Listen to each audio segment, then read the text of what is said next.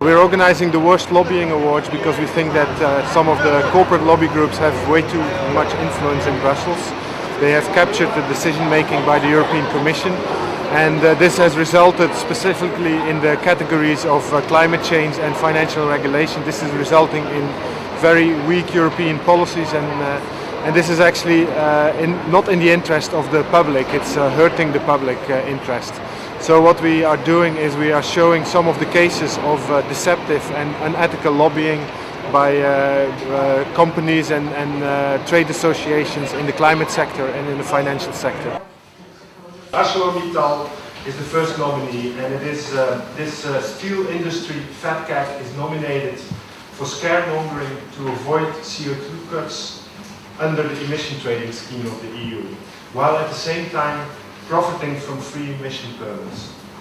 ArcelorMittal actually went as far as taking the Commission to court for introducing the ETS, but then later received so many free permits that they can have a potential profit of over €1 billion by 2012. Then the second nominee is Business Europe.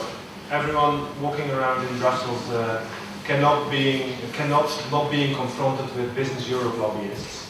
They are nominated for their aggressive lobbying to block effective climate action in the EU, while at the same time they are claiming to support action to prevent climate and even, from their own press statements, a low-carbon society.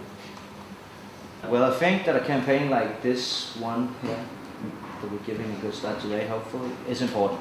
Extremely important. I think it might, the public control from other NGOs, from the press, is probably the most important thing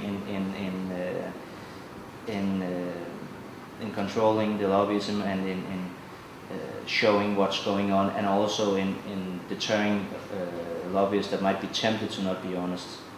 Because if you can publicly show what they're doing and maybe even ridicule them and make fun of them, that is a very strong, powerful tool indeed. These guys are really heavily present. I would like to say lobbyists are part of our work. It's okay. We are here in order to look at the arguments, but what I really don't like is this sort of imbalance, because those arguments we don't see from the huge group of consumers, investors, from trade unionists. Of course they are present too, but you absolutely can't compare it. Concerning numbers, concerning somehow really the real presence. And in this regard, somehow from a democratic standpoint, there is an imbalance. And the second point is the huge transparency topic. The question is somehow how could it happen that the regulation that is absolutely needed is postponed. That means all these arguments find somebody who is listening to them, and what I see, it's regularly the Commission and of course also a couple of us European parliamentarians.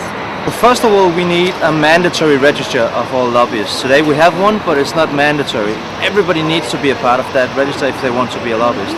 Second, we need an authorization of lobbyists so that we know who are lobbyists and that they've actually have to pass some sort of a test and be registered and authorized as lobbyists. And then third, we need a code of conduct. What can a lobbyist not do? And if they break the rules, the sanction should then be that they, if it's a serious breach of the rules, have their authorization taken away.